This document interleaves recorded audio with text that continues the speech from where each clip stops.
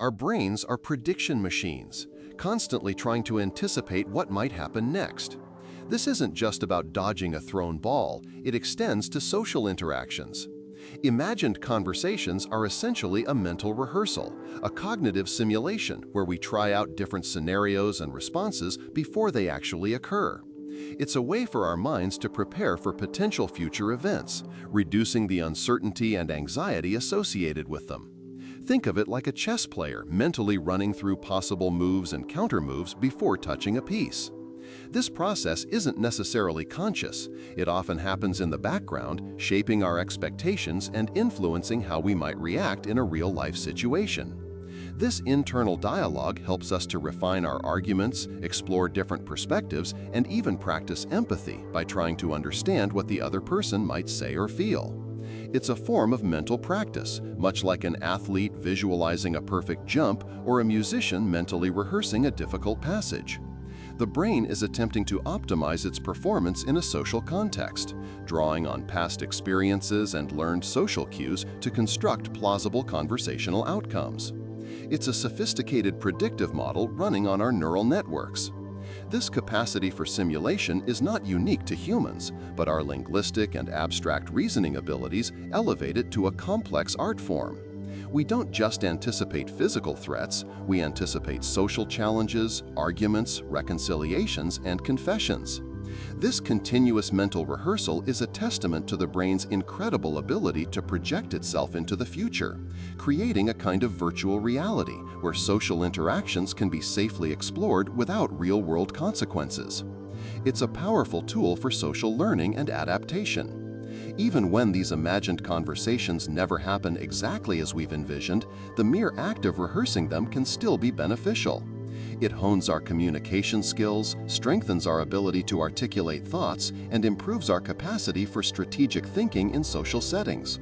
It's a form of cognitive exercise that keeps our social intelligence sharp and ready for action. It's a silent, internal workshop where our social selves are constantly being refined and improved.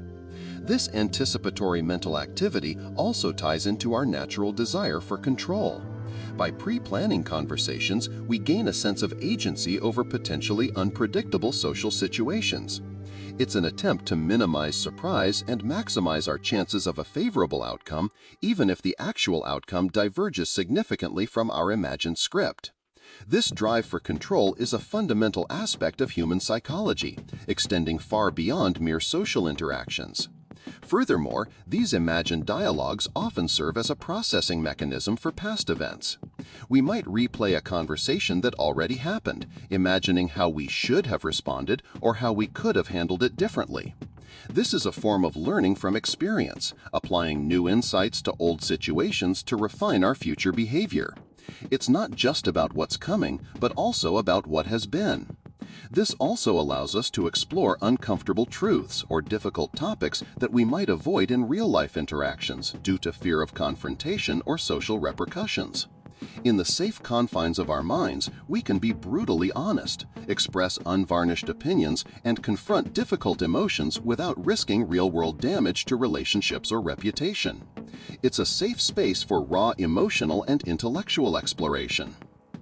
Imagined conversations are not just about others. They are deeply intertwined with our sense of self and our desire for social validation. When we construct these dialogues, we are often testing out different versions of ourselves, exploring how we might be perceived and how our words might land. It's a continuous process of self-assessment and identity construction, much like trying on different outfits in front of a mirror to see which one fits best. We are, in essence, our own toughest critics and most forgiving audiences simultaneously.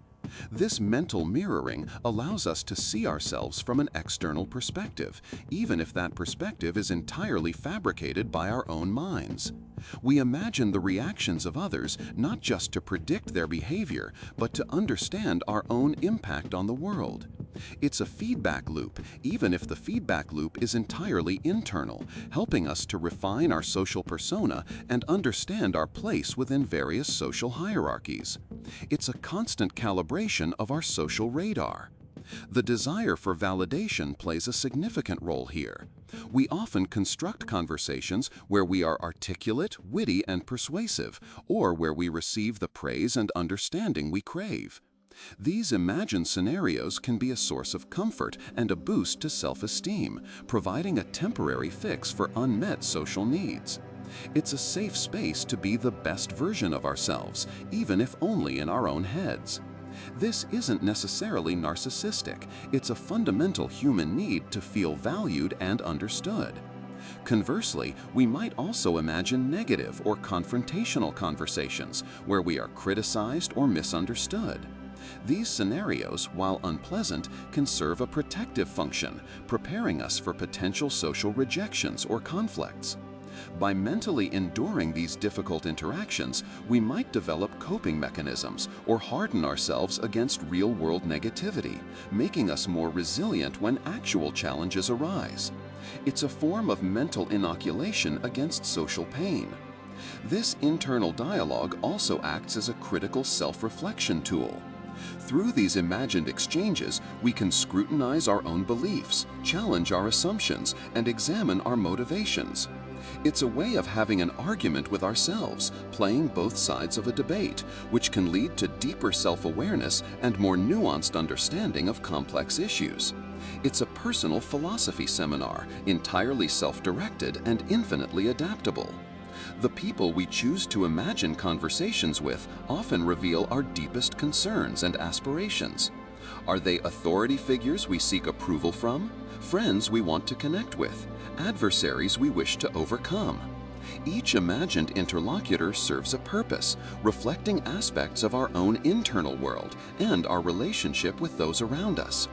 These imagined characters are projections of our psychological landscape, revealing much about our inner workings. In this way, imagined conversations are not just about preparing for external reality, but also about shaping our internal reality. They help us define who we are, what we believe, and how we want to present ourselves to the world, even if the world never hears a word of these silent dialogues. They are the unseen architects of our social self, constantly building and refining our identity. Beyond conscious preparation and self-reflection, imagined conversations tap into deeper, often subconscious, processes of emotional regulation and cognitive reintegration.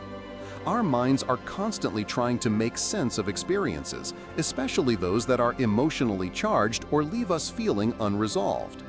Imagining dialogues provides a mental sandbox for processing these feelings, allowing us to vent frustrations, explore regret, or even celebrate triumphs that might otherwise remain unexpressed.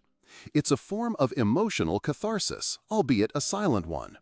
This subconscious narration is particularly active after stressful or traumatic events.